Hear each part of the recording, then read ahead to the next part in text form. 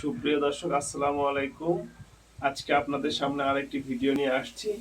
ভিডিওটা হচ্ছে ফ্রিজের কম্বাইন লাইন, কিভাবে আমরা ফ্রিজের কানেকশনের জন্য কম্বাইন বোর্ডটি সেট করব, সেই ভিডিওটা আজকে আপনাদের দেখাবো। চলুন তাহলে দেখা যাক। দর্শক, এটি দেখতেছেন, এটা একটি টার্মিনাল। এটা হচ্ছে এল টার্মিনাল, এ পাশে হচ্ছে এন টার্মিনাল, এ পাশে হলো ই টার্মিনাল। এই কম্বাইনটার ভিতর থেকে কানেকশন করা আছে সুইচের কানেকশনটা। তো পরবর্তীতে আরেকটি ভিডিও দেব, সেইটাতে সুইচের উপরে কানেকশন।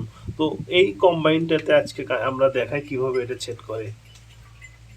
তো আমরা এইখানে,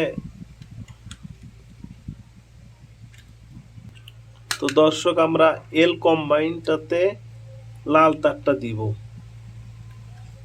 এই যে লাল তারটা দিব, লাল ইনপুট মানে আপনার মেইন লাইন যেটা আর কি, সেইটা দিব। তারপরে নিউট্রাল তারটা দিব আপনার এন এর জায়গায়। এই যে এনে আপনার দেব নিউট্রাল কানেকশন।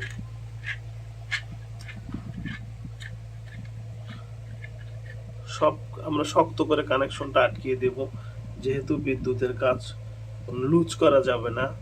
তারপর এই যে ই টার্মিনালটা দেখতে পাচ্ছেন সুপ্রিয় দর্শক, এখানে আমরা সবুজ তারটা দিব।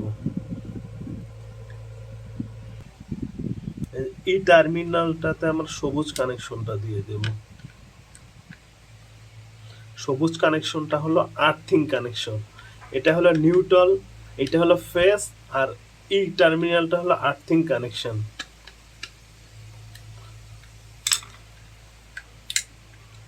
তো এটাই হচ্ছে আমাদের আজকের ভিডিও সুপ্রিয় দর্শক।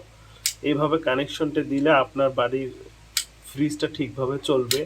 যদি ভুল করে কানেকশন দেন তাহলে অবশ্যই ফ্রিজে আর্থিং করবে, ফেস করবে, অথবা শক করবে ফ্রিজটা। তো আমার ভিডিওটা যদি আপনাদের ভালো লাগে অবশ্যই লাইক, কমেন্ট আর সাবস্ক্রাইব করে দিবেন। তো আজকের মতো আল্লাহ হাফেজ, ভালো থাকবেন।